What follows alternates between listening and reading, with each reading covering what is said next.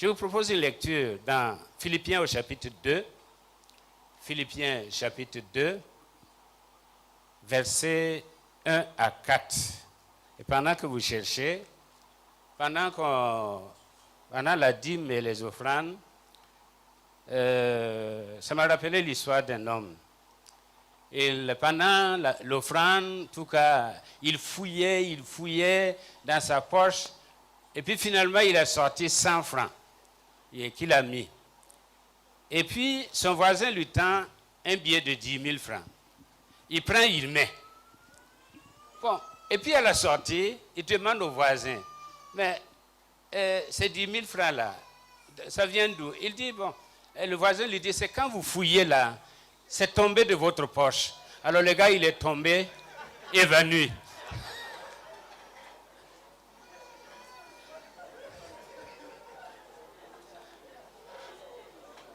J'espère que ce n'est pas le cas de quelqu'un ici ce matin. Philippiens chapitre 2, versets 1 à 4. Si donc il y a quelque consolation en Christ, s'il y a quelque soulagement dans la charité, s'il y a quelque union d'esprit, s'il y a quelque compassion et quelque miséricorde, rendez ma joie parfaite, ayant un même sentiment, un même amour, une même âme, une même pensée. Ne faites rien par esprit de parti ou par vaine gloire, mais que l'humilité vous fasse regarder les autres comme étant au-dessus de vous-même, que chacun de vous, au lieu de considérer ses propres intérêts, considère aussi ceux des autres. Amen. Seigneur, bénis ta parole. Aide-nous, Seigneur, à pouvoir nous expliquer. Aide-nous à recevoir. Par l'action du Saint-Esprit. Amen. Veuillez vous asseoir.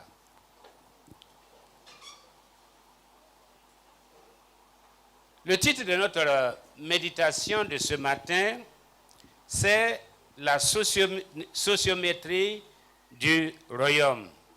La sociométrie du royaume.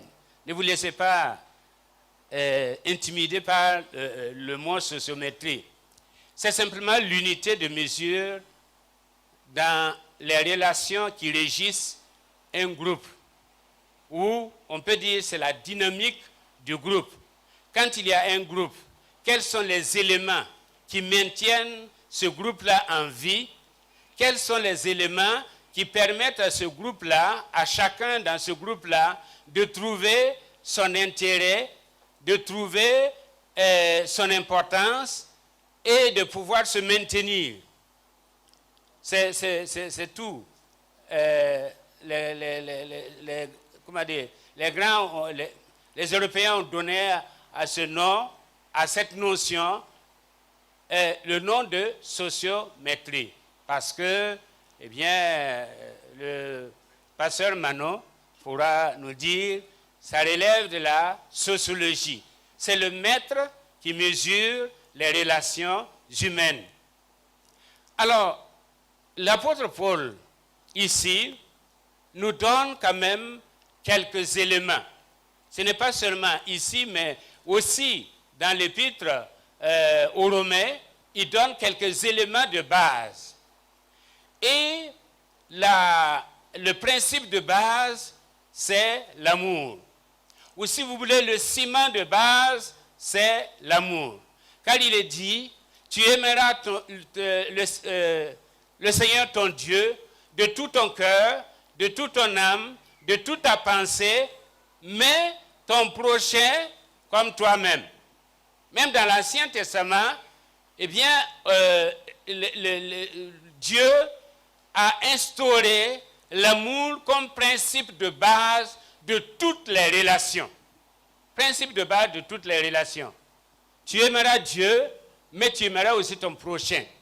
Et plus tard, l'apôtre Jean dira, si quelqu'un dit qu'il aime Dieu et qu'il n'aime pas son frère, c'est un menteur et la vérité n'est pas en lui. En fait même, il est un criminel. Donc l'élément de base, c'est l'amour. L'amour de Dieu répandu dans nos cœurs.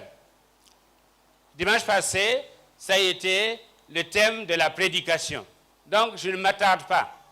La règle d'or, c'est Matthieu chapitre 7, hein, où Jésus dit, tout ce que vous voulez que les hommes fassent pour vous, faites-le de même pour eux. Dans un groupe, tout ce que vous voulez que le reste du groupe fasse pour vous, faites-le de même pour eux. Il y a équilibre. Tu fais, je fais, et ensemble nous faisons. Tu me satisfais, je te satisfais, et ensemble nous sommes satisfaits. Tu veux que les gens t'aiment, il faut aimer. Tu veux que les gens te respectent, il faut respecter les gens. Tu veux que les gens te comprennent, il faut comprendre les gens. Qu'est-ce que tu veux que les gens te fassent? Parce que généralement, on sait ce que les autres doivent nous faire, mais on oublie soi-même ce qu'on doit faire aux autres.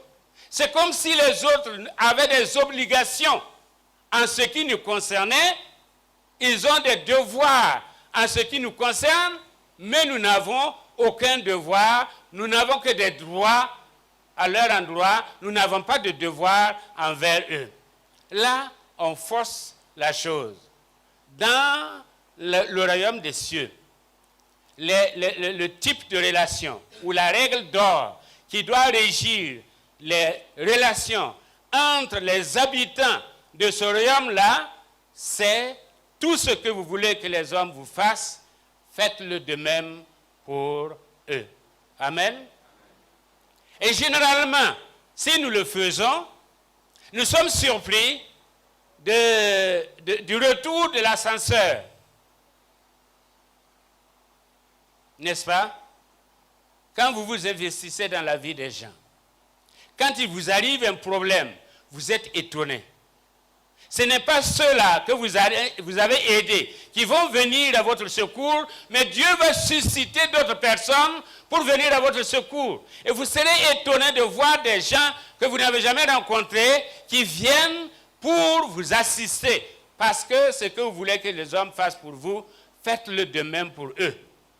Et Dieu sait comment trouver au moment indiqué la personne qu'il faut pour venir résoudre votre problème à vous, pour venir vous apporter le complément qu'il faut. Ça, c'est la règle, ça, c'est le principe de base. Ça marche pour les chrétiens, ça marche pour les non-chrétiens. J'allais dire, ça marche même pour les animaux. À plus forte raison, nous. Tout ce que vous voulez que les hommes vous fassent, faites-le de même pour eux. Essayez la règle, appliquez la règle, et vous verrez, vous ne verrez ni nuage, ni vent, mais à sa parole, vous aurez abondamment de l'eau. Amen. Souvent, quand nous nous plaignons, c'est que l'écho qui nous revient est négatif. Nous l'avons dit, la vie est un écho. Elle te redonne ce que tu lui as donné. Si tu as envoyé le négatif, c'est le négatif qui va revenir. Si tu as envoyé le nuisible, c'est le nuisible qui va revenir. Mais si tu as envoyé ce qui peut encourager, relever, fortifier, aider quelqu'un d'autre, alors, eh bien, c'est cela qui te reviendra. Parlons le langage qui édifie. Parlons le langage qui élève. Parlons le langage qui rehausse les gens. Et nous verrons que les gens aussi vont parler ce même langage qui nous rehausse, qui nous donne de la valeur. Si nous donnons de la valeur, nous allons recevoir la valeur. Alléluia. Mais comment est-ce que pratiquement cela marche? Paul nous dit d'abord que l'humilité, l'amour se revêt d'humilité. Et l'humilité fait que nous considérons les autres comme étant au-dessus de nous. Amen. C'est difficile. Puisque de par notre ego, nous voulons être supérieurs aux autres. Nous voulons qu'on nous voie. Nous voulons qu'on nous considère. Nous voulons que les gens, s'ils ne nous adorent pas, s'ils ne nous adorent pas, au moins qu'ils reconnaissent notre valeur à tout point de vue. Nous voulons être au-dessus de la mêlée. Or, ce n'est pas le principe biblique. La Bible dit, si tu veux vraiment prouver que tu es enfant de Dieu, que tu es né de nouveau, que tu es serviteur de Dieu, c'est quand tu vas considérer les autres comme étant au-dessus de toi.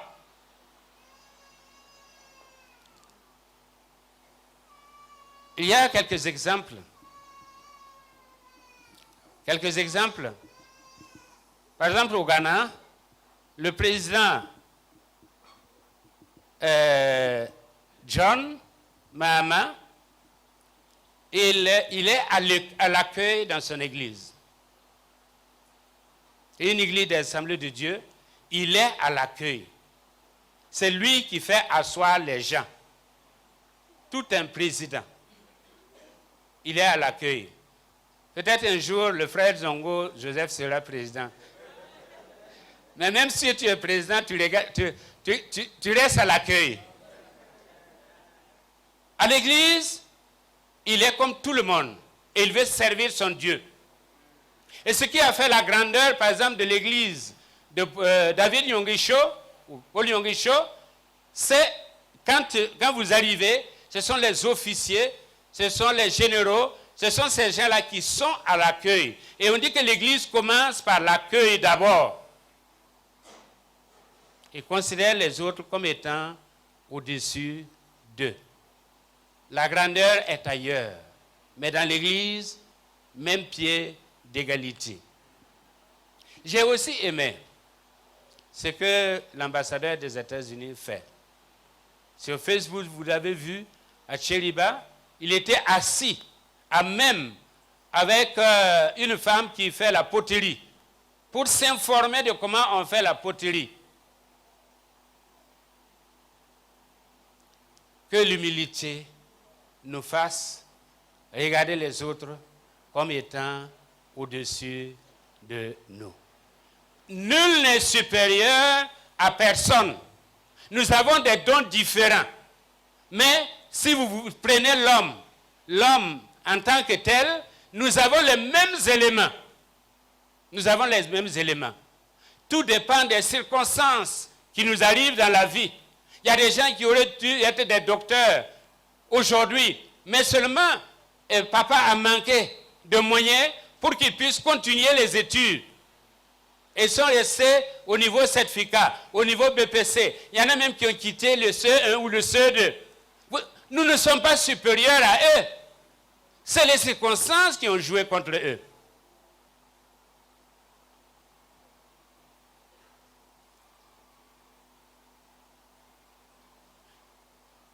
Quelqu'un a dit que si nous ne nous vidons pas de notre orgueil, de ce qui est terrestre, il n'y aura pas de place pour le spirituel en nous. Il n'y aura pas de place pour le céleste en nous. De toute façon, à l'heure actuelle, il y a John Howard a dit, il a développé ce qu'on appelle les 7 formes d'intelligence pour montrer qu'il n'y a pas de différence entre les hommes. Et en matière de matière grise, il y a seulement une différence, soit par les circonstances ou par l'application de ce que nous avons. Il a développé l'intelligence littéraire, l'intelligence logico-mathématique, l'intelligence faciale, l'intelligence kinesthésique, l'intelligence musicale, l'intelligence intrapersonnelle et l'intelligence interpersonnelle. Certaines de ces intelligences, nous les connaissons. L'intelligence logico-mathématique, c'est les diplômes. On a un BPC, on a une maîtrise, on a bac. Et ce sont des diplômés, mais pas obligatoirement des intelligents. Ce sont des diplômés. Dans la vie pratique, là, vous allez voir quelqu'un qui n'a pas, en tout cas, mais il résout les problèmes de la vie mieux que celui qui a accumulé des diplômes. Parce que quand il parle, par exemple, de l'intelligence interpersonnelle, c'est la facilité qu'a un homme ou une femme de communiquer, de transmettre ce qu'il sait et de convaincre par ce qu'il sait. Il y a des gens qui ont le doctorat, mais qui ne savent pas communiquer. Il y a des gens qui ont la maîtrise, mais qui ne peuvent pas convaincre une mouche. Quand vous voulez être introduit auprès de certains grands, vous êtes obligé de passer par ce que vous appelez certains petits. Parce qu'ils ont le mot qu'il faut, ils savent en tout cas dire les choses au bon moment pour vraiment toucher le cœur des uns et des autres. C'est l'intelligence interpersonnelle. Et nous avons besoin de ces gens-là. Et ces gens-là ne sont pas obligatoirement des diplômés d'État. Il y a l'intelligence intrapersonnelle, c'est-à-dire la capacité à se gérer soi-même. Il y a des gens qui sont forts. Quand vous les trouvez, eh bien, en tout cas du matin au soir, ce sont des gens qui sourient, ce sont des gens qui rient. Vous ne saurez jamais ce qui se passe à leur intérieur. Ils maîtrisent leur intérieur. C'est pourquoi Frédéric le Grand avait rencontré cet homme en Prusse, en Allemagne actuelle. Il lui a posé la question, « Qui es-tu » Il a dit, « Je suis roi. » Il dit, « Mais tu... » Parce que Frédéric était le roi. Il dit, « Mais tu règnes sur quoi ?» Il dit, « Je règne sur moi-même. Je règne sur moi-même. » L'intelligence intrapersonnelle qui nous permet de maîtriser, d'être maître des situations. Au lieu de laisser les situations nous dominer, nous dominons les situations. Au lieu de laisser les circonstances nous imposer ces lois, nous imposons nos lois aux circonstances. Et nous disons, qui que tu sois, quoi que tu sois, eh bien je sais que je suis plus que vainqueur en Jésus-Christ. Et quand nous disons ça, qui peut tenir? Personne ne peut tenir devant nous. C'est quand nous sommes battus à l'intérieur que nous sommes battus à l'extérieur. Mais quand nous maîtrisons la situation à l'intérieur, eh bien, nous maîtrisons la situation à l'extérieur. L'intelligence intrapersonnelle. Quand on parle de l'intelligence musicale, il y a des gens qui n'ont jamais été dans une école de musique, mais qui maîtrisent la musique. Qui maîtrisent la musique. Par exemple, le révérend Jimmy Swaggart n'a jamais été dans une école de musique, mais il était passé maître en musique. C'est l'intelligence musicale. L'intelligence spatiale. Les gens qui taillent nos arbres, ils ne viennent pas avec un plan. Tout est dans leur tête. Ils ont l'intelligence spatiale. Ils savent qu'en coupant ça, eh bien, on peut donner telle forme. Donc, finalement, c'est pour dire que nous sommes tous pareils. Et c'est pourquoi nous devons de nous respecter les uns les autres. Nous devons vraiment de considérer les autres au lieu de nous considérer nous-mêmes. Et de croire que nous sommes le sommet du monde. Nous ne sommes pas au sommet du monde. On dit que la grandeur d'un grand se voit dans la façon dont il traite les petits. La grandeur d'un grand se voit dans la façon dont il traite les petits. Et quand tu montes, fais attention à ceux que tu dépasses. Parce qu'en descendant, tu vas les trouver. En descendant, tu vas les trouver. Et dans les services, là, dans les ministères, en fait, ce n'est pas les secrétaires généraux et autres qui vous créent des problèmes. C'est le petit personnel. Là. Ton gardien, ton voyant. C'est eux qui connaissent le secret même de la chose et qui peuvent te créer des misères. Des misères. C'est pourquoi quelqu'un qui est responsable compose avec tout le monde, ne néglige personne. Que l'humilité vous fasse regarder les autres comme étant au-dessus de vous-même. Et que dans l'Église, qu'il n'y ait pas cette séparation. Je sais que le poisson pourrit par la tête. Je sais que ça commence par nous, pasteurs. Nous avons de la considération pour les riches. Quand tu viens et qu'on regarde la voiture, si c'est beaucoup de cylindres là, on regarde là-bas. Hein? V8, on regarde. Et puis tu descends, on regarde l'habillement. Et on surveille ta poche aussi. Quand tu vas mettre là, on va savoir. Ces gens-là, on leur rend visite. On les appelle. Parce qu'ils sont supérieurs au reste. Non.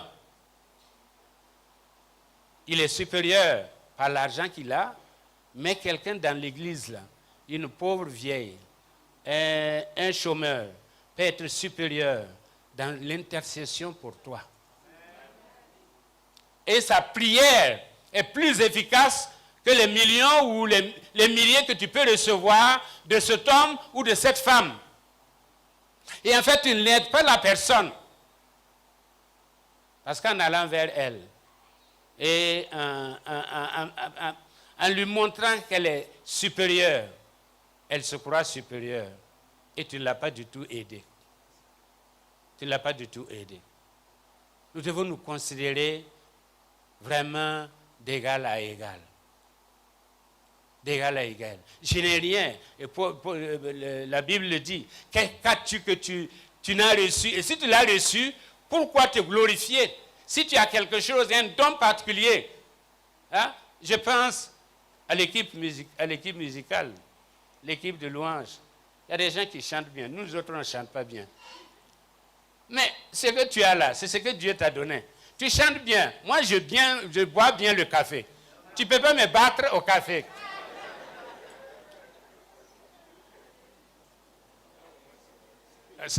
Quelqu'un a dit que ça, au moins, c'est vrai.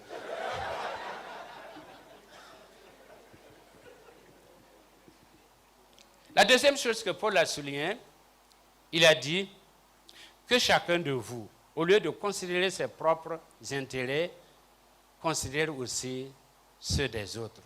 Amen. Dans un groupe, tant que l'intérêt n'est pas mutuel, le groupe va se disloquer. Parce que chacun est venu cherchant quelque chose. Dans la dynamique du groupe, il y a les intérêts des uns et des autres. On ne se joint pas à un groupe comme ça seulement. On se joint à un groupe parce qu'on a un certain intérêt.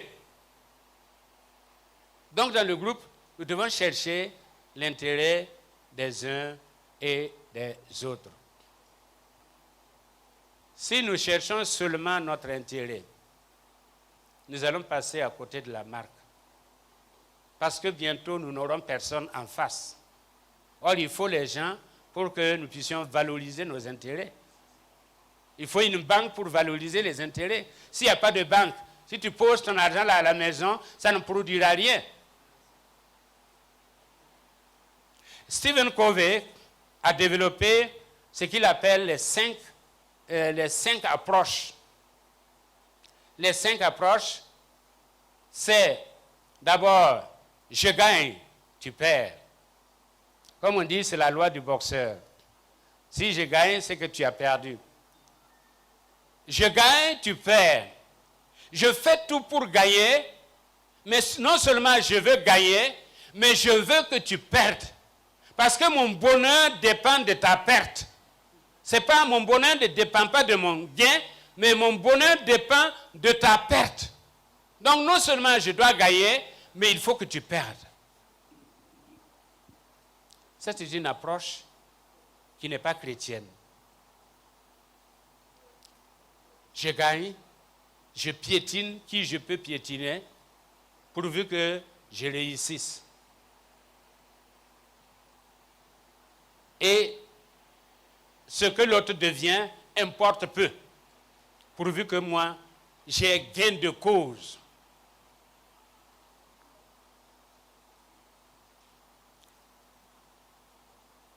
La deuxième méthode, c'est Je perds, tu perds. Je perds, tu perds. Quand je vois que je ne peux pas gagner, je fais tout pour que nous deux, on perde. J'ai vu en France une situation pareille. Il y a un Américain qui était venu, qui a acheté une ferme en pleine campagne, qui a transformé cette ferme-là, qui en a fait un centre d'études avec des restos, enfin, en tout cas, des chambres pour héberger les étudiants, un restaurant, il y avait tout, une grande bibliothèque.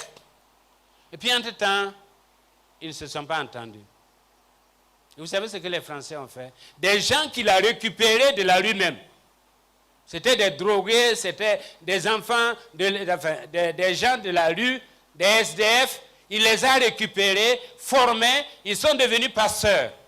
Et ce sont ces pasteurs-là qui se sont levés. Ils ont monté un coup pour chasser l'Américain. Moi, je l'ai rencontré à Libreville il y a 7 ans. Ils l'ont chassé, mais au lieu de garder les locaux, ils sont allés tout détruire. Tout. Ils ont tout détruit. Je perds, tu perds. Finalement, c'est la communauté entière qui perd. Ne nous inscrivons pas dans cette logique. Non. Tu n'as pas besoin, comme on dit, de cacher la lumière de quelqu'un, d'éteindre la lumière de quelqu'un pour que la tienne brille. Non. Je perds, tu perds. Troisième principe, je perds, tu gagnes. Et ça arrive surtout à nos mamans, à nos épouses, à nos filles. Il y a combien de filles qui ont consenti au sacrifice en aidant un garçon à réussir, en abandonnant ses propres études, en allant trouver du travail pour supporter le garçon pour qu'il réussisse. Et quand il a réussi, il dit, celle-ci-là, elle n'est plus à la page, elle n'est plus présentable. Il me faut une femme de cérémonie. Beaucoup ont perdu comme ça, pour que quelqu'un gagne. Mais quand la personne a gagné, au lieu d'être reconnaissant, au contraire, on continue à perdre. Je perds, tu gagnes. Dans l'Église, ça ne doit pas exister. Si quelqu'un consentit à des sacrifices, la moindre des choses, c'est d'être reconnaissant et de partager le bénéfice de ce que vous avez fait. Si c'est les études, si c'est le commerce, etc., de ce que vous avez fait. Combien de personnes, comme de commerçants, ont pris d'abord les sous de leurs femmes pour commencer le petit commerce. Et puis ensuite, ça grandit. Et puis après, on a chassé cette dernière. Ils sont nombreux. Et vous en connaissez. Le quatrième principe, c'est je gagne, tu gagnes. Je gagne, tu gagnes. Amen. On fait tout pour que non seulement je gagne, mais que l'autre aussi puisse gagner. C'est ainsi que des hommes ont poussé leurs femmes à continuer les études. Quand eux, ils ont fini, ils sont revenus, ils ont aidé ces femmes-là en peignant et pour que ces femmes-là puissent réussir.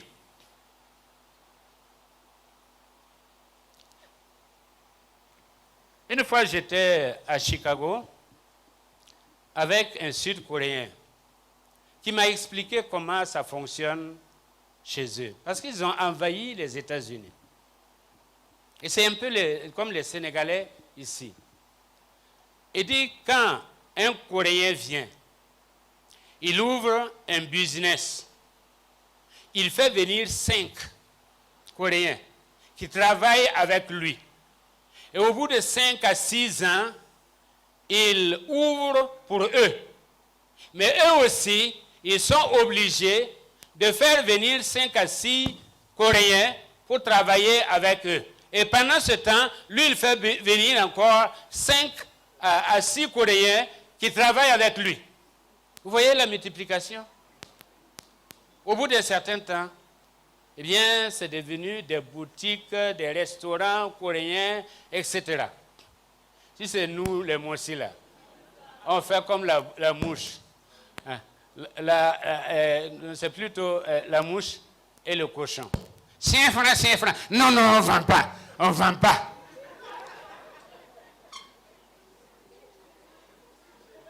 On ne vend pas. Quand nous occupons la place, nous excluons tout le monde. On ne veut pas quelqu'un.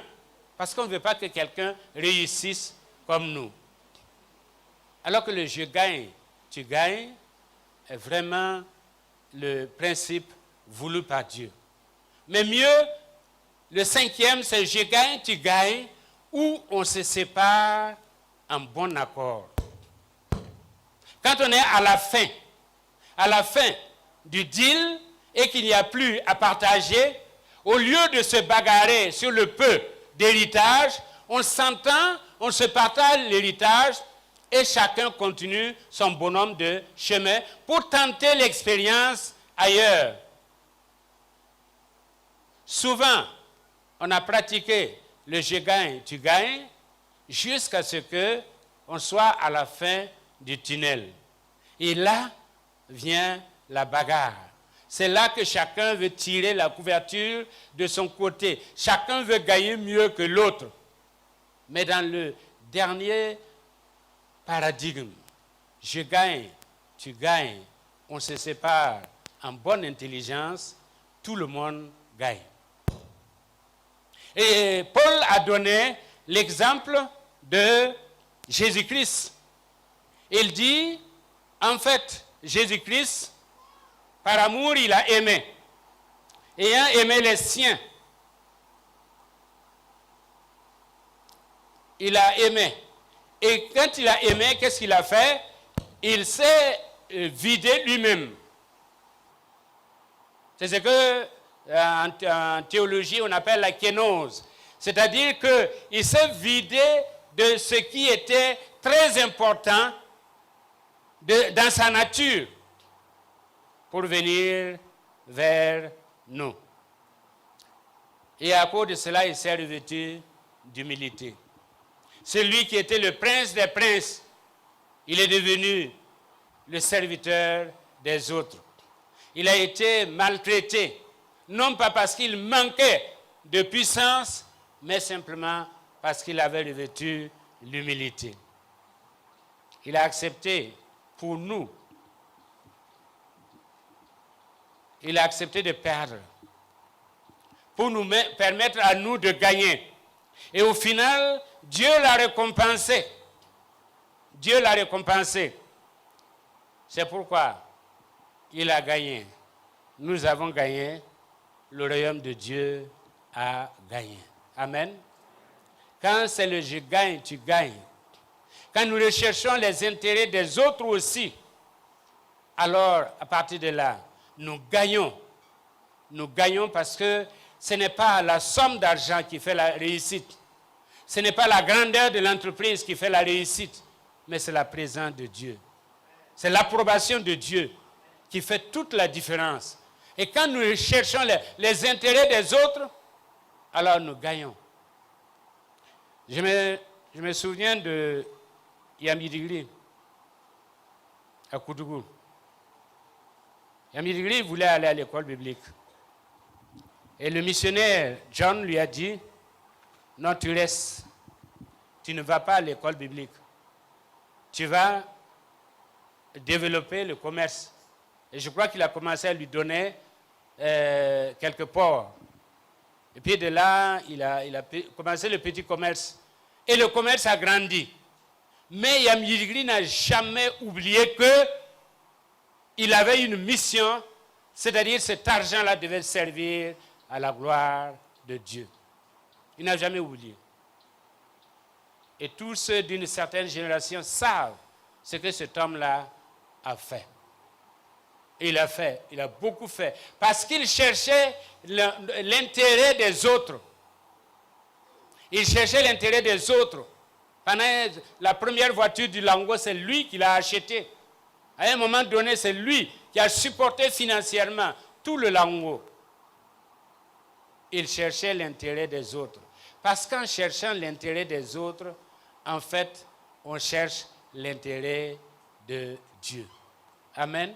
C'est l'intérêt de Dieu qu'on cherche. Et quand on cherche l'intérêt de Dieu, Dieu aussi nous donne des intérêts dans notre investissement.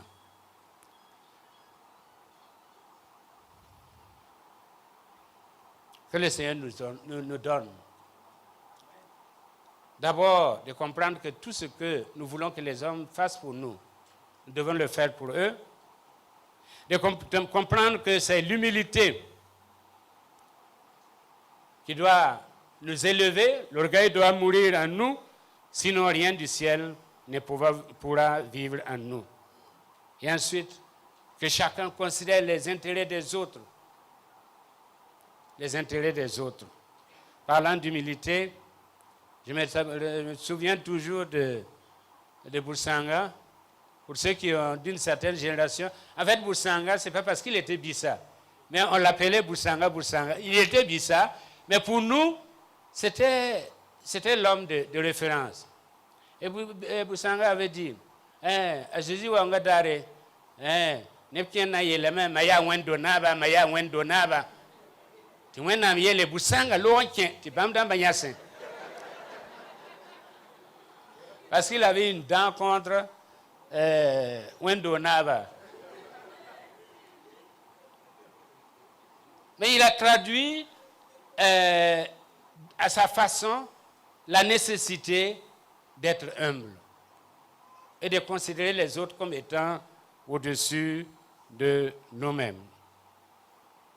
Dans un groupe, dans une relation, il faut que chacun gagne. C'est pourquoi nous devons pratiquer le « je gagne, tu gagnes » ou bien on tombe d'accord. Que Dieu nous bénisse et que Dieu nous donne d'accepter ces valeurs-là, parce qu'à partir de là, il peut construire notre avenir et sédentariser notre être. Alléluia. Que son nom soit loué. Amen. Dans ta majesté, je vis mon vrai bonheur. Dans ton intimité, ta sainteté comble mon cœur de la joie du ressuscité. Seigneur, je te dis merci.